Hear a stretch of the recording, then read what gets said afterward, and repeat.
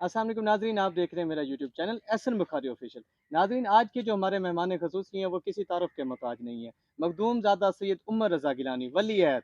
आइए इनसे जानते हैं कि इनकी मौजूदा सियासी सूरत हाल के बारे में ये क्या कहना चाहेंगे और हल्के की जो मौजूदा सियासी सूरत हाल है उस बारे में भी तफसीली गुफ्तगू करेंगे। अस्सलाम वालेकुम सर। वालेकुम सलाम। सबसे तो पहले बहुत शुक्रिया, आपने अपना कीमती टाइम दिया।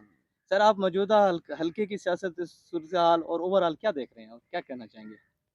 नहीं, माशाल्लाह आपके सामने है कि इस पीटीआई हुकूमत ने जो हमारे पिछले जितने भी टेन्योर गुजरे हैं उसमें माशाल्लाह सबसे बेहतरीन टेन्योर गुजरा है। उसमें आप ये देखें, शुरू से लेके अभी तक रैप 1 रैप 2 के प्रोग्राम्स हमारे चले हैं। आप किसी भी सेक्टर में देख लें, आप हॉस्पिटल हेल्थ सेक्टर देख लें, एजुकेशन देख लें, आप रैप 1 रैप 2 में जहाँ रोड स्ट्रक्चर ही नहीं था, जहाँ जंगल था वहाँ रोड्स पहुँच चुकी हैं। आप बखरी वाली तरफ देख लें, 10-10 किलोमीटर 8-8 किलोमीटर की रोड हैं।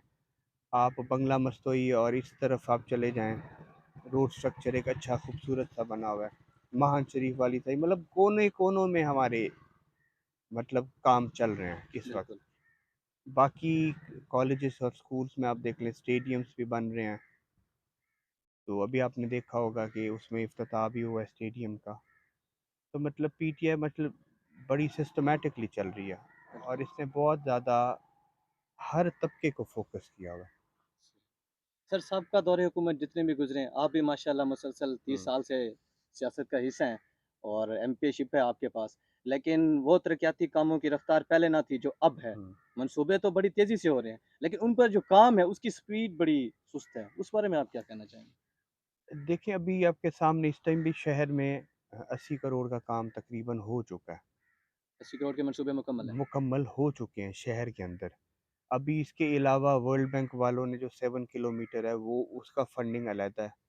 बाकी जितने गिर्द-ओ-नवाह में छोटे हल्के मुल काम चल रहे हैं वो अलग है। आपको पता ही है कुछ अर्सा पहले अनसर्टेनिटी आई बिल्कुल। प्राइम मिनिस्टरशिप में और हमारी पंजाब हुकूमत में आर्जी तौर पे, अप-डाउन्स जब होते रहे। हमारे अप डाउन जिसकी वजह से फिर आपको पता है डिपार्टमेंट्स में अप्स एंड डाउन होते रहते हैं और उनकी स्टाफ भी चेंज होता रहता है। तो फिर आपको दोबारा फिर ऊपर से फ्लक्चुएशन ऑफ पेट्रोल, उससे जो है ना आपकी ट्रांसपोर्टेशन कॉस्ट बढ़ जाती है, फिर रिवाइज़ प्लान होते हैं।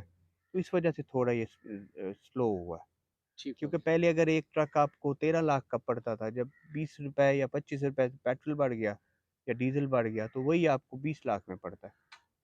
अब उसमें तो आपको फिर रिवाइज़ प्लान के लिए आपको 1-2 महीने लगते हैं।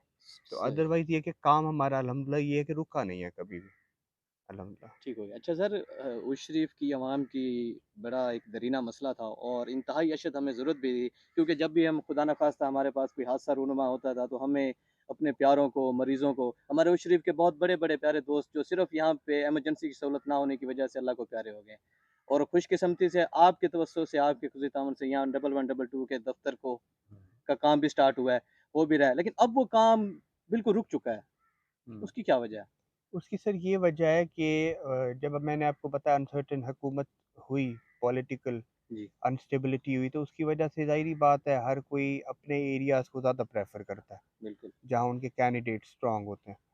तो उसकी वजह से फिर कुछ अर्सा फिर परवेज़ इलाही साहब अब आ गए हैं, तो उन्होंने इंशाअल्लाह उसके ऊपर तवज्जो भी दी है और इंशाअल्लाह वो करेंगे भी सही। और जो अगर रुक भी गए हैं फंड्स, तो अभी और भी हमने हमने एम्बुलेंसेस का 2-3 और का भी बोला हुआ है, तो वो भी हमें उनसे वादा किया, क्योंकि उच्च शरीफ है हब।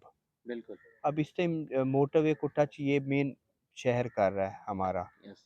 क्योंकि तहसील हमारी दूर हो गई मोटरवे से, जिसकी वजह से अगर अल्लाह ना करे कोई यहाँ हादसा होता है तो वो उच्च शरीफ ही से सबसे पहले पहुँचता है। तो अगर हुकूमत करेगी तो हुकूमत को फ़ायदा है, क्योंकि लोगों को अच्छी से सर्विस दे सकते हैं, हॉस्पिटल्स करीब हैं। अब माशाल्लाह टीएचक्यू बन रहा है, वो हमारी फेडरल हुकूमत ने उस टाइम किया था, इमरान खान की जी, जी। हुकूमत थी, 54 करोड़ का प्रोजेक्ट था ये। और अब माशाल्लाह डायलिसिस सेंटर भी पीटीआई हुकूमत ने किया, वो 17 करोड़ लगाए उन्होंने। तो उस लिहाज से तो मेरे ख्याल में ना हिस्ट्री में आगे कोई ऐसा इतना कोई फंड दे सकेगा, जी। ना पीछे किसी ने इससे दिया, पहले ना इस तरह के कोई कभी प्रोजेक्ट्स किसी मिले ने हैं। दिया। तो सर, उस लिहाज से तो बेहतर चल रहा है। बिल्कुल। सर, अवाम में अब एक तासुर पाया जा रहा है, चाहे मगोया भी हैं और लेकिन उनका माइंडसेट क्लियर नहीं हो रहा। सुनने में आया है कि आप आइंदा इलेक्शन जो है वो एमपी की सीट पर लड़ रहे हैं। देखिए, मेरे वालिद साहब अल्लाह ताला उनकी ज़िंदगी हयात रखे, आमीन।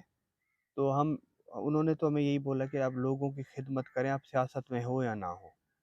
तो हम कर रहे हैं, लोगों से मुलाकातें भी हैं। जब वो फ़ैसला कर लेंगे मुझे, तो मैं लड़ पड़ूँगा, सही। नहीं तो वो जिसका फ़ैसला करेंगे उसकी हम वर्किंग करेंगे। बिल्कुल, इसमें कोई शक नहीं है, जो अवामी खिदमत का सिलसिला है, वो गिलानी ख़ानदान का हमेशा से जी, महवर ही रहा बिल्कुल, है। बिल्कुल। अच्छा सर, आखिरी सवाल, तो ये बता दें कि इस वक़्त जो हमारी उर्स शरीफ है, बहुत बड़ी आबादी पर मुश्तमिल है। हुँ। तो क्या अब गवर्नमेंट पंजाब में आपकी है, तो उर्स शरीफ को तहसील का दर्जा मिल सकेगा? देखिए, अभी तो आप वर्ल्ड बैंक वाले क्राइसिस आपके सामने हैं। देखिए ना, अब आपको जब ऐसे मसले हैं जो इंटरनेशनल लेवल पे हो, तो फिर आप अपने इलाकाई मसलों को भूल जाते हैं। तो बिल्कुल, उसकी वजह से फिर अभी हम पहले फ्यूचर हम देख लें, अपने हमारा मुल्क सीधा स्ट्रेट हो जाए, स्टेबल हो जाए, तो ये तो फिर अब अंदरूनी मसले हैं ना। तो पहले टाउन कमेटी हमारी बन गई थी, अभी म्यूनिसिपल बन गई है।